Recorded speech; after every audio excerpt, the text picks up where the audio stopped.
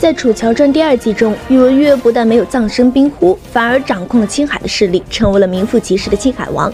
而他与楚乔之间经历了那么多，他们的感情必然会有一个交代。话接上回，在宇文玥抱住楚乔之后，也顾不得萧策那3儿子，直接将其抱到了床上。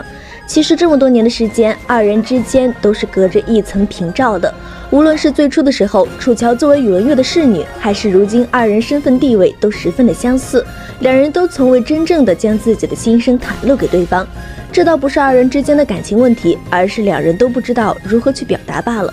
但是这一次，宇文玥将自己心中的话全部都说给了楚乔，楚乔也同样将自己心底的感情掏了出来，两人完完全全的不再遮盖自己，将这些年的痛苦思念全部都在这一夜中发泄了出来。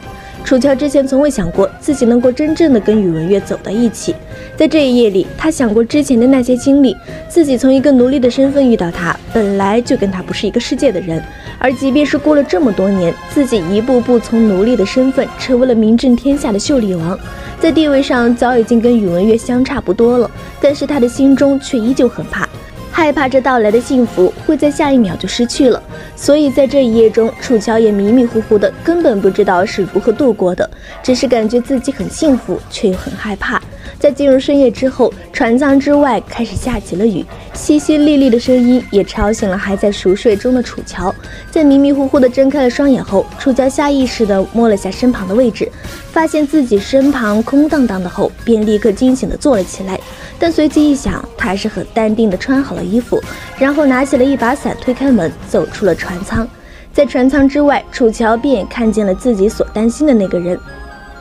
你怎么还不休息？楚乔撑着伞走到了宇文玥的身旁，将伞给宇文玥遮了起来，防止雨水继续打在他的身上。没什么，只是在想些事情。宇文玥看着面前漆黑的江水，很平淡地对楚乔回应道：外面冷，先回去吧。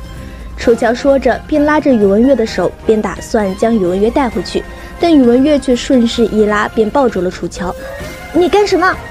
面对宇文玥突然的拥抱，楚乔也惊呼了一声，但还是将宇文玥也抱住了。二人就这样相对无言了一番。大概1炷香的时间后，宇文玥松开了楚乔，跟他回到屋中。这一夜注定是无眠的。在第2日一早，迷迷糊糊的楚乔就听见了十分大力的砸门声音，很快他就惊慌地睁开了眼睛，第一眼就看到了宇文玥不知何时已经穿戴整齐地站在了自己的面前，手中还拿着自己的一套裙子。梅香都来叫几次了，你再不起来的话，他就冲进来了。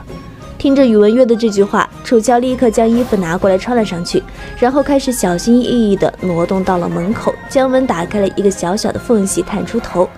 梅香啊，早上好啊。此时楚乔一脸傻笑地看着梅香，而梅香的身边紧紧抱着萧策的小儿子站在了门口。那个小家伙也不知道啥时候被送出去了，但不用问，一定是宇文玥给送的。小姐，这都已经中午了，再过一会儿我们就要靠岸了。梅香有些无奈地对着楚乔说道，她也从未见过楚乔能睡这么久，还以为是房中出了什么事。啊，是吗？我最近太累了，今日睡过头了，真奇怪啊哈哈！楚乔打着哈哈对着二人说道，他现在最想要的事情就是让二人赶紧离开，这样楚乔才好让宇文玥离开。不过梅香不仅给楚乔打来了水洗漱，还打算进去给楚乔收拾房间。这一张楚乔给吓个半死，连忙说自己今天精神还不错，能自己来。还不等梅香说什么，楚乔便提着水进了屋中，然后将房门关死，然后趴在门上仔细听着门外的声音。等到梅香和晶晶走后，才稍微松了口气，开始回屋准备洗漱收拾。但看到宇文玥此时跟一个赖皮虫一样躺在床上，楚乔再度气都不打一处来。趁现在没人，你赶紧回去。